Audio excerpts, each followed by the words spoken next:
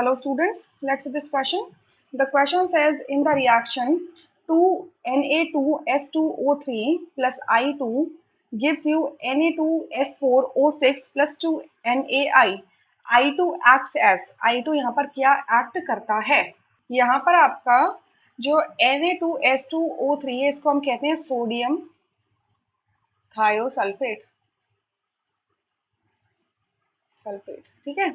और आपका जो Na2S4O6 है इसको हम कहेंगे सोडियम टेट्रा थायोनेट, ठीक है। सो आपको ये बताना है कि इसमें I2 जो है वो उसका एक्शन क्या है। सो मैं यहाँ पर एक बार रिएक्शन लिख लूँ, Na2S2O3 plus I2 gives you Na2S4O6 plus 2NaI, ठीक है। अब देखो ये क्वेश्चन तभी आंसर किया जा सकता है अगर हम ईच एटम का ऑक्सीडेशन स्टेट फाइंड आउट करें, क्योंकि देखिए आपके जो रिड्यूसिंग एजेंट्स होते हैं, यहाँ पे मैं लिख देती हूँ reducing reducing agent, reducing agent इनका मतलब क्या होता है, जो सामने वाले को रिड्यूस कर दे खुद ऑक्सीडाइज हो जाए। यानी कि जो भी रिड्यूसिंग एजेंट में एक एटम होगा जो रिडक्शन में इन्वॉल्व हो रहा होगा, सामने वाले का रिडक्शन कर रहा होगा, यानी कि उसका खुद का ऑक्सीडेशन हो रहा होगा, तो उसमें आप क्या ऑब्जर्व करोगे, increase in oxidation state, right. और जो ऑक्सीडाइजिंग एजेंट होता है वो सामने वाले का ऑक्सीडेशन कर देता है, खुद रिड्यूस हो जाता है। सो उसमें आप क्या देखोगे, डिक्रीज इन ऑक्सीडेशन स्टेट, ठीक है। सो अब इस पूरे रिएक्शन के अंदर ईच एटम का आप ऑक्सीडेशन स्टेट निकालोगे। सोडियम का हमें पता है +1 होता है, ठीक है।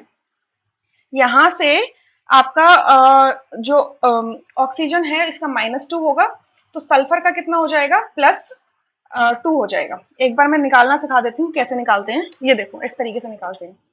अगर मैं दोनों जो सोडियम है उसका +1 होता है, तो 2 सोडियम है तो इसका कितना हो जाएगा, +2 हो जाएगा। सल्फर का x मान लेते हैं, तो 2 सल्फर है तो कितना हो जाएगा, 2x हो जाएगा। एक ऑक्सीजन का -2 हो जाता है तो 3 ऑक्सीजन का -6 हो जाएगा। इट इज इक्वल टू 0 क्योंकि पूरा मॉलिक्यूल न्यूट्रल है। So 2x is -4 is equal to 0 होगा। So x is equal to कितना हो जाएगा, +2 हो जाएगा, राइट। सो मतलब ईच सल्फर का इसके अंदर +2 की ऑक्सीडेशन स्टेट है।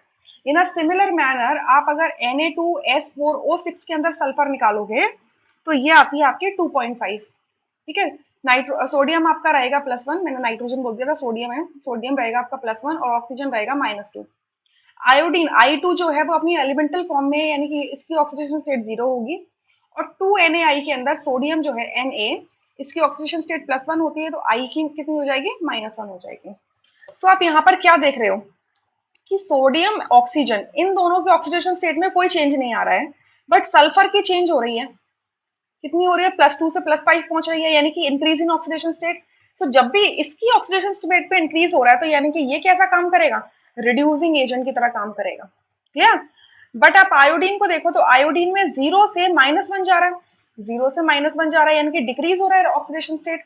सो ये कैसा काम कर रहा है, ऑक्सीडाइजिंग एजेंट की तरह काम कर रहा है।